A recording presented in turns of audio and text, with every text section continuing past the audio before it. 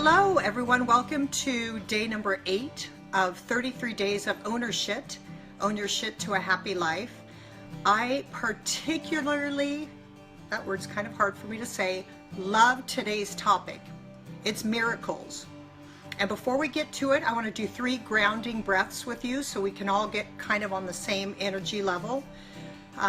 Uncross your legs, put your feet on the floor. You can put your hands face down or palms up if you would like to receive. And we'll do 3 breaths in through our nose and out through our mouth. So in through our nose and out through our mouth. In through our nose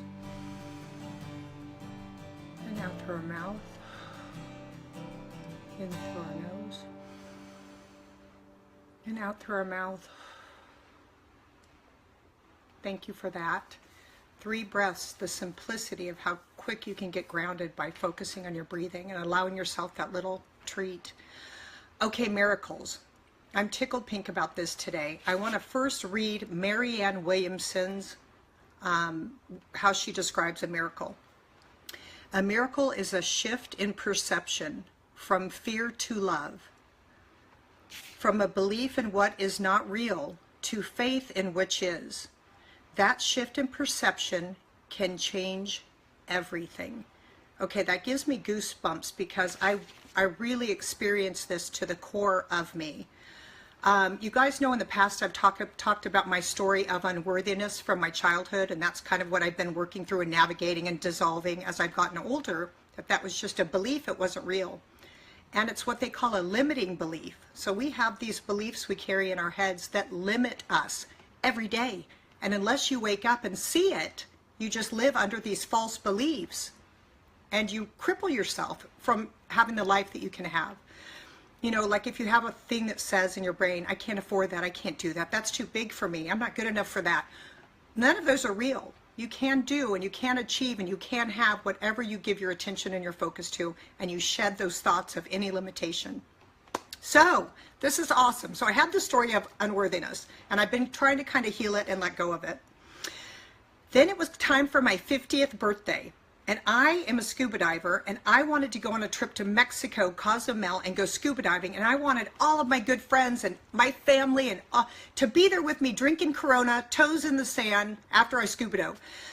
So I sent like an email out to a ton of friends, and then I got in touch with a couple of my closest friends, and one of my girlfriends said, I'm going to help you plan it, and she helped me pick the place, and then we moved it for another girl because she had points somewhere and I was flexible, and then I changed my date to accommodate this girl, and it was just like all of these things, but I didn't care because I was so excited. It was my birthday. One woman called me, that these girls that I was kind of the closest with, and said I can't go. And then another woman said I can't go, and this was probably a month out. We've been planning it for probably 2 months. And then 2 weeks before, my closest friend said, I can't go. And she's the one that I kind of moved the date for and everything. And I was like, I kind of had this thing that I'm alone, that kind of old thought that I'm alone, or I'm too much for people, or no one really likes me, or I'm an island. And it was all from this thought of unworthiness from my childhood. So all of a sudden, I've been doing all this kind of healthy work with myself, and this happens to me. It's like the most exciting time of my life, and I'm so excited to celebrate 50, and I get to do something I love, and I've contacted all the people. So none of my siblings came. All my close friends said no at the last minute, and I sat at my computer with my old limiting belief and started in my I'm gonna cry pity party. No one likes me.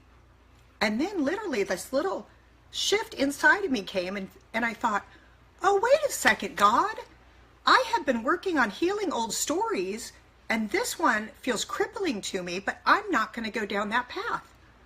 I'm instead going to thank you, God, that all of those doors shut, and I'm going to be open to who is supposed to be at my birthday party, who's supposed to come with me to Mexico.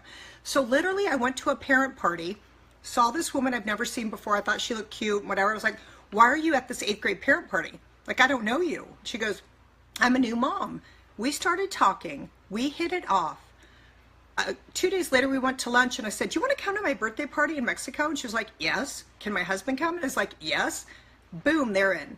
A girlfriend from my college reached out to me out of the blue, which I now know is directly from God. When things fall out of the blue, notice them, guys. Out of the blue, she contacts me. We start corresponding, and I said, what the hell? Hey, friend that I wasn't that close with in college, but I knew because we were in the same sorority. Do you want to come to my birthday party? And she was like, hell yes. And then this other girl that I met from someone else reached out to me. I said, do you want to come? She was like, yes. Can my husband come? I said, yes. We get to Mexico with this eclectic group of women. I think there were 8 women. None of them, or maybe 1 or 2 of them, were on my original list. None of them knew each other. One I had just met, another I hadn't seen for 20 years. I just remember, and they upgraded me to the suite for my birthday. And we're all dressed kind of in white, and we all had champagne, and we were looking at the ocean, and the sun was setting. And I had this moment where it makes me want to cry because it touched me to my heart. That I tried to push and force and get the people I thought were supposed to be there. And they all said no. And get this, my husband booked a show last minute and couldn't go either, which was hilarious. I was like, my husband's not even coming, like, to add to my story of supporting my old belief that I wasn't good enough for people to like me. And I was like, nobody. I sat on that thing with the sun setting, and I looked at these beautiful women. I think I did a toast, and I started crying because I said, a minute ago I thought that I wasn't worthy of having anyone here with me. And now the most beautiful women and maybe I've ever seen in my life are surrounding me. And they all just showed up when I surrendered, when I shifted from my old story of lack, of not being worthy. And I said, wait a second, God, let me rise up with a new perspective, a shift in perspective. I don't have to go down that road anymore of feeling not enough. I'm going to just say, I accept it, and I'm going to put myself out there and welcome it. And they came like little butterflies. And I just remember how beautiful. I'm going to have to find a picture and post it here.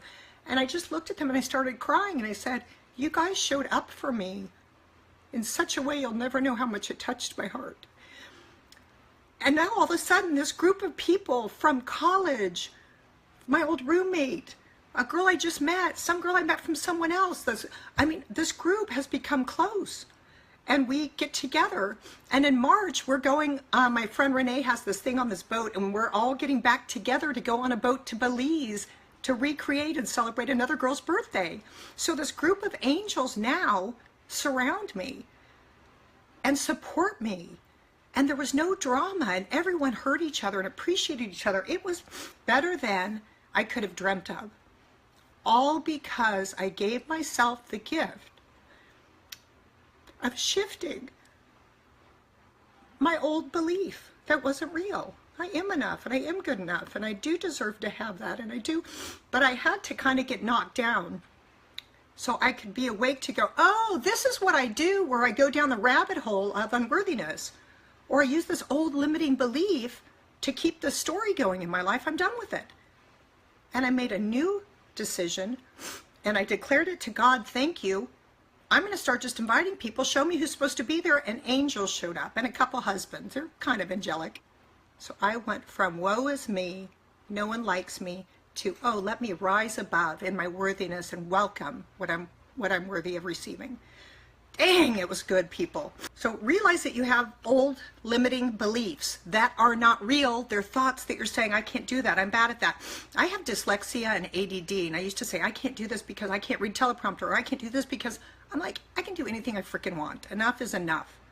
Enough is enough to accept our glory.